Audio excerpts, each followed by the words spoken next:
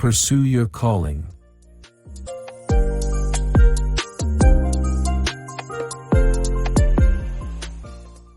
Philippians chapter 3 verse 14. I press toward the goal for the prize of the upward call of God in Christ Jesus.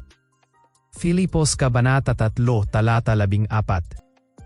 Nagpapatuloy ako tungo sa mitiin para sa gantimpala ng dakilang pagtawag ng Diyos kay Kristo Jesus. Keep pressing forward, even when the journey feels long and uncertain. Patuloy kang umaabante dahil kasama mo ang Diyos sa bawat hakbang. God invites you to pursue your purpose with a heart anchored in His grace. Inaanyayahan kanyang lumakad ng may tiwala dahil siya ang gumagabay sa iyong direksyon. Your calling becomes clearer when you release the weight of yesterday. Lumalakas ang loob mo kapag hinayaan mong dalhin ng Diyos ang mga nagdaan. Focus grows when you center your heart on what truly matters. Mas lumilinaw ang landas kapag inuuna mo ang kalooban ng Diyos kaysa sa anumang ingay ng mundo. Endurance is built when you trust God through both victories and challenges.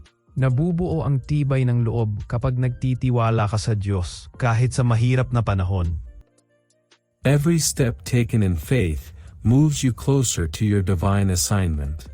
Bawat hakbang na may pananampalataya ay nagdadala sa iyo palapit sa layuning ibinigay ng Diyos. Grace empowers you to keep going, even when strength runs low. Ang biyaya ng Diyos ang nagpapatuloy sa iyo kahit nawawalan ka ng lakas. Your calling is worth pursuing because God Himself planted it in your heart.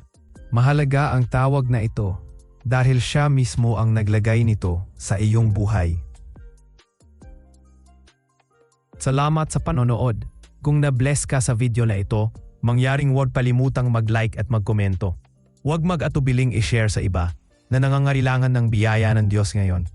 Mangyaring mag-subscribe at i-click ang bell icon para ma-notify at manood ng iba pang mga inspirational na video tulad nito